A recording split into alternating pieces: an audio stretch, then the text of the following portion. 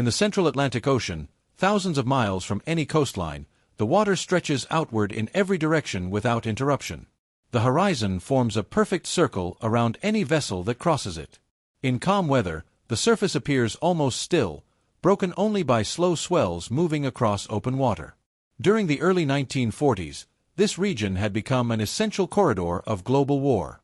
Merchant ships traveled long distances between continents, carrying food, fuel, and military supplies needed by allied nations. Their routes were long and exposed. Once a ship left the side of land, it could spend weeks moving through nothing but open ocean. The Atlantic shipping lanes were vast. Even during wartime, long stretches of sea remained empty for days at a time. A vessel could travel hundreds of miles without seeing another ship. Life aboard a merchant vessel followed a routine shaped by distance and repetition. Crews worked shifts that repeated each day. Meals were served at fixed hours. Equipment was checked, cargo secured, and the steady movement across water continued without interruption. For sailors, the ocean was both workplace and environment. Most days passed quietly. The sea did not always announce danger. Storms might arrive suddenly, but long periods of calm were equally common. In these quiet intervals, a ship moving across the Atlantic could seem small against the surrounding water. The world narrowed to steel decks, the sound of engines, and the horizon. Far from land, survival depended entirely on the vessel beneath a sailor's feet. And in November of 1942, one merchant ship was traveling through this open water. Poon Lim was born in 1918 on Hainan Island, a tropical island located off the southern coast of China. At the time, Hainan was a place shaped by fishing communities and maritime trade. For generations, many families there depended on the sea for work. Boats moved constantly between coastal ports, and young men often grew up familiar with ships and long voyages. Poon Lim came from one of these coastal communities. His family expected him to learn a trade that would provide stability. Like many young men in the region, he eventually turned toward maritime work. Ships offered steady employment and the possibility of traveling beyond local waters. By the late 1930s, the political situation in East Asia had changed dramatically. War between China and Japan expanded across large parts of the region. Ports were disrupted, trade routes shifted, and many Chinese sailors began seeking employment on foreign merchant vessels operating in international waters. British shipping companies recruited Chinese sailors for service aboard merchant ships. These vessels formed part of the British Merchant Navy, which transported essential goods during the war. The work was demanding but relatively stable compared to conditions in many parts of Asia at the time. Poon Lim joined this maritime workforce as a young man. He trained as a steward, a position responsible for assisting with food service and general tasks for officers and crew. The role did not involve navigation or engineering, but it required discipline and long hours. Stewards maintained supplies, prepared meals, and supported the daily functioning of the ship.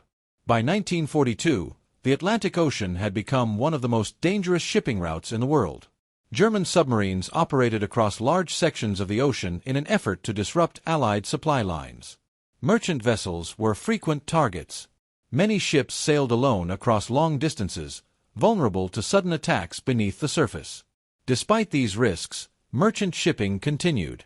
Supplies still had to move between continents, and crews continued to sign contracts knowing the danger involved. In late 1942, Poon Lim was assigned to the SS Ben Lomond, a British merchant cargo vessel. The ship had been built in 1922 and was operated by the Ben Line Steamers Limited Company. Like many merchant ships during the war, it carried cargo essential to the Allied war effort. The Ben Lomond was traveling alone across the Atlantic, part of a long route that connected different Allied ports. The ship carried no escort vessels at the time, a situation that was not uncommon during certain stretches of the journey. Life aboard the ship followed the familiar rhythm of merchant service. Crew members worked scheduled shifts. Meals were prepared in the galley. Equipment was checked regularly, and cargo remained secured in the holds below deck. For sailors, the routine of these voyages often felt repetitive. Days could pass without significant events. The horizon remained unchanged, and the sound of the ship's engines continued steadily beneath the deck. In November of 1942, the Ben Lomond was crossing the Atlantic roughly midway between South America and Africa. The ship moved through deep water far from land. The crew carried out their normal duties. Like many merchant sailors, they understood that submarines operated somewhere beneath the ocean surface.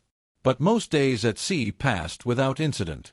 On the morning of November 23, 1942, the routine of the voyage continued as usual. Within minutes, that routine would disappear completely. On the morning of November 23, 1942, the SS Ben Lomond was moving steadily through the central Atlantic.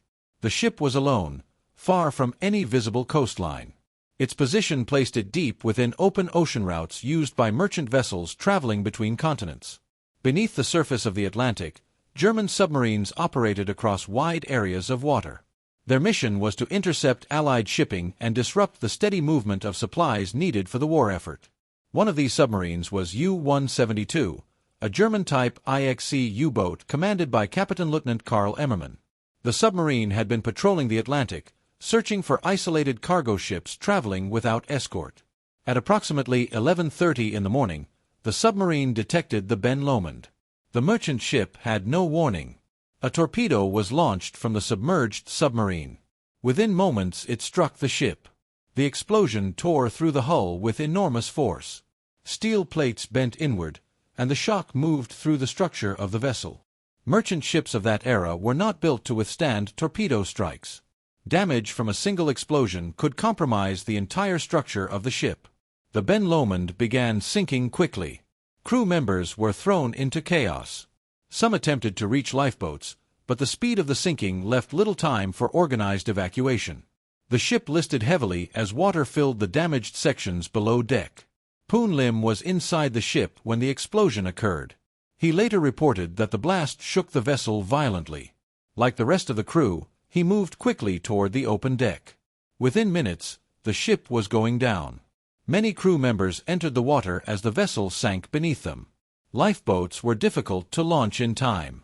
Debris from the ship floated across the surface as the hull disappeared. Poon Lim jumped into the ocean. The Atlantic water surrounded him in every direction. The ship that had carried the crew across the ocean only minutes earlier had already vanished beneath the surface. Floating among scattered wreckage, he searched for something that could keep him above the water. After some time drifting in the waves, he saw a Carly life raft floating nearby. These rafts were circular flotation devices designed to remain afloat even if a ship sank suddenly. He swam toward it and managed to climb aboard. When the water finally settled, the Ben Lomond was gone. The Atlantic Ocean was quiet again. Poon Lim was alone on a small raft, thousands of miles from land. When Poon Lim climbed onto the Carly life raft, the Atlantic Ocean had already returned to its usual quiet movement. The ship that had carried him across the ocean was gone. Nothing remained on the surface except scattered debris and the raft beneath him. Carly rafts were designed as emergency flotation platforms. They were made with a metal frame and buoyant material that allowed them to remain afloat even if damaged.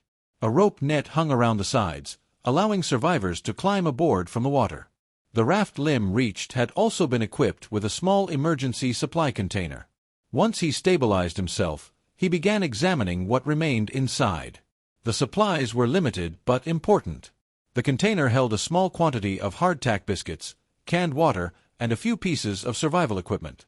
Among these items were flares, a flashlight, a knife, and a small canvas shelter that could provide minimal protection from sun and rain. For the first days after the sinking, Lim relied on these original rations. He rationed the water carefully, understanding that once the containers were empty, there would be no reliable supply except rainfall.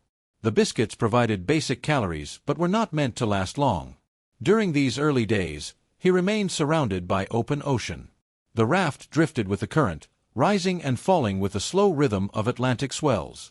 Ships occasionally crossed the Atlantic along distant routes, but most remained far beyond the horizon. From the level of the raft, visibility was extremely limited. Even a large vessel could pass several miles away without ever seeing a small floating platform.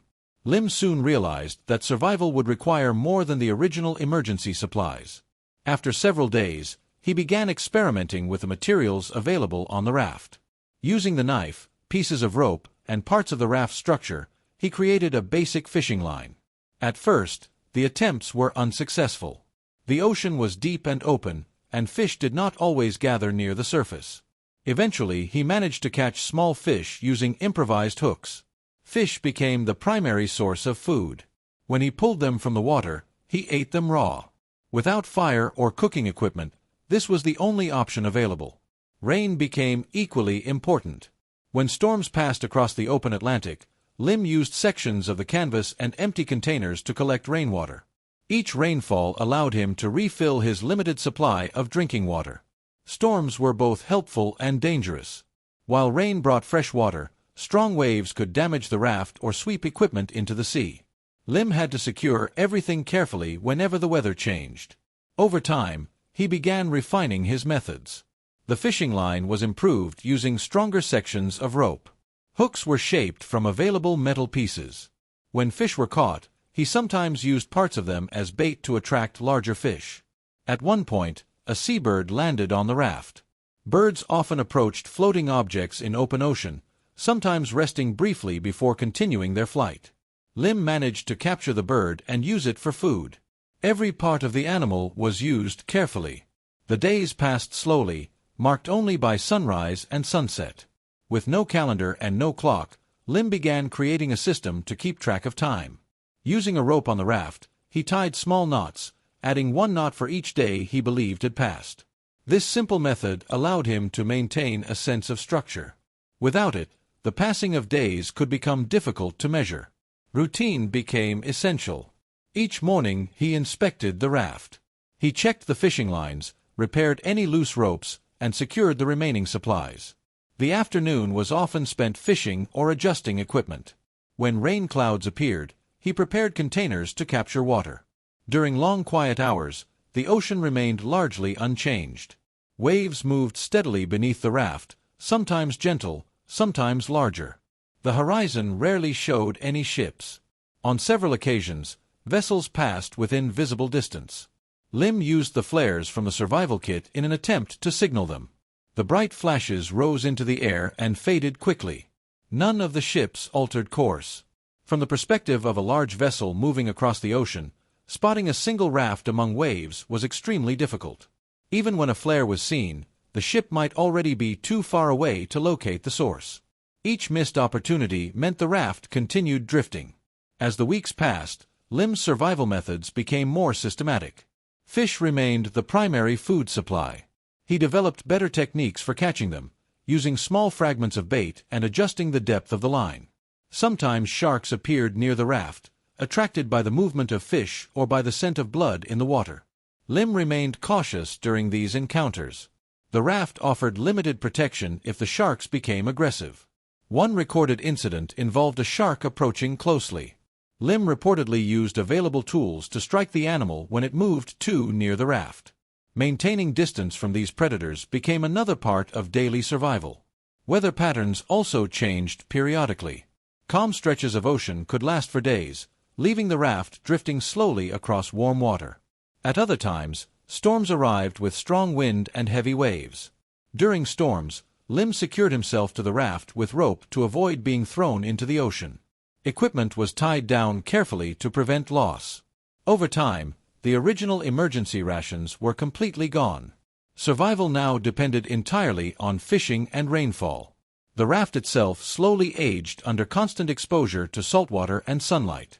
Materials weakened, and repairs were needed to keep it functional. Still, the system worked. Food was limited but present. Water arrived through rainfall.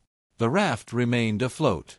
Lim continued tying knots in the rope, one after another, marking the passage of time. Weeks became months. Across the open Atlantic Ocean, the small raft drifted steadily westward by the time the drift passed into its third month, the ocean had become the entire world around the raft. The small platform continued moving westward with the Atlantic currents, carried slowly across a distance that Lim could not measure directly. The daily routines he had built during the earlier weeks remained essential. Fishing lines were checked each morning. Equipment was tied down carefully. Containers were positioned whenever clouds gathered overhead. But time in the open ocean slowly placed pressure on the body. Food was never guaranteed. Some days the fishing line returned empty. When that happened, Lim waited for the next opportunity, conserving energy and avoiding unnecessary movement. Catching even a small fish could mean the difference between strength and exhaustion. Rainfall also became unpredictable. Long dry periods occasionally passed between storms. During those stretches, water had to be rationed carefully. Every collected drop was stored and protected from evaporation or accidental loss. The physical effects of the long drift became visible. Sun exposure darkened the skin, and constant saltwater contact affected the condition of his body. Without shelter beyond the small canvas covering, the raft offered limited protection from weather. Storms remained one of the greatest dangers. Large waves could push across the raft and damage equipment. During these periods, Lim secured himself with rope to prevent being thrown into the water. Even a brief fall into the ocean could have been fatal after months of physical strain. At times the ocean surface appeared completely empty. On other days, ships passed somewhere beyond the horizon. During the early weeks of the drift, several vessels had come within visible distance. Lim used signal flares in an attempt to attract attention, but the ships never altered course. After those flares were gone, he had no reliable signaling device left. Later in the drift, another ship reportedly passed close enough to see the raft. According to later accounts, the vessel did not approach. Some historians believe the crew may have mistaken the raft for debris or simply failed to recognize that someone was aboard. Encounters with marine life continued throughout the journey. Fish remained the primary source of food, but larger animals also appeared. Sharks occasionally circled beneath the raft, drawn by movement in the water. These moments required careful attention. Lim avoided unnecessary activity when sharks were nearby. The raft itself offered only a thin barrier between him and the ocean below. As the weeks continued, the knots tied into the rope multiplied. Each knot represented another day. The count eventually passed 100 days. By this point, the raft had traveled thousands of miles across the Atlantic. The currents carried it gradually toward the western side of the ocean basin. Lim remained alive, sustained by fish, rainwater, and a strict daily routine that had been maintained for more than 3 months. Somewhere ahead, the drifting raft was approaching the waters off South America. By early April of 1943, the drifting raft had crossed a vast portion of the Atlantic Ocean. The currents that carried it westward were part of a slow system that moved water toward the coast of South America. Over time, these currents had gradually pushed the small raft closer to the Brazilian coastline. Poon Lim had now spent more than 4 months at sea. The routine that had sustained him continued each day. Fishing lines were lowered into the water. Containers were placed to collect rain whenever clouds appeared. The rope used to track time had grown heavy with knots marking the passage of days. At this stage of the drift, Lim had traveled an estimated thousands of miles since the sinking of the SS Ben Lomond. On April 5, 1943, the raft entered waters near the coast of Brazil. Fishing boats operating in the region occasionally traveled several miles offshore while searching for fish. On that day, a group of Brazilian fishermen noticed something unusual on the surface of the water. At first, the object appeared to be floating debris. As the boat approached closer, the fishermen realized the raft was occupied. Inside the raft was a man who had survived alone at sea for an extraordinary length of time. The fishermen brought the raft alongside their vessel and helped Lim aboard. After 133 days adrift, the long drift across the Atlantic had finally ended. He was taken to shore and received medical examination. Despite the extreme duration of the ordeal, reports indicated that his physical condition was better than many doctors expected for someone who had survived so long in open ocean conditions. News of the survival soon reached Allied authorities. Officials confirmed the identity of the rescued sailor as Poon Lim, a steward from the British merchant ship Ben Lomond, which had been sunk months earlier by a German submarine. The Atlantic crossing that began with a sudden explosion had ended quietly along the coast of Brazil. After arriving on shore in Brazil in April 1943, Poon Lim's survival quickly attracted the attention of Allied officials and maritime authorities. Records confirmed that the SS Ben Lomond had been lost months earlier in the Atlantic after being torpedoed by the German submarine U-172. Few survivors from the sinking had been reported. Lim's drift across the ocean had lasted 133 days, one of the longest documented periods that a person had survived alone on a life raft at sea. Medical examinations noted the physical strain of the ordeal, but also the effectiveness of the survival methods he had developed. Fishing techniques, water collection during rainfall, and strict rationing had allowed him to endure conditions that rarely permitted long-term survival. The British government later recognized Lim for his endurance. He received the British Empire Medal for his survival and service during the war. His experience was also studied by naval authorities. Several of the techniques he used while drifting were later included in naval survival training manuals, providing guidance for sailors who might face similar emergencies at sea. After the war, Lim eventually settled in the United States, continuing his life far from the ocean where the ordeal had taken place. His survival remained a quiet historical record. One man, a small raft, and 133 days on the open Atlantic. Poon Lim's drift across the Atlantic stands as one of the most remarkable examples of human endurance at sea during World War II. Alone on a small life raft for 133 days, he survived in an environment that offers almost no margin for error. The vast Atlantic, with its unpredictable weather and immense distances, left him entirely at the mercy of currents, wind, and time. The geography of his drift contributed to the difficulty of survival. Far from land, the water stretched uninterrupted for thousands of miles. The latitude where Lim drifted combined warm tropical waters with occasional violent storms, bringing intense sun, heavy rainfall, and high winds in rapid succession. The Atlantic's currents carried him westward toward the Brazilian coast, but the rate of drift was slow and irregular, and for much of the journey, he had no way to determine his precise location. Lim's survival was based on careful observation and methodical adaptation. He learned to read subtle changes in the sea surface, watch the movement of birds and fish, and make the most of every rainfall to replenish his water supply. Each action was a measured response to the environment rather than an improvisation born of panic.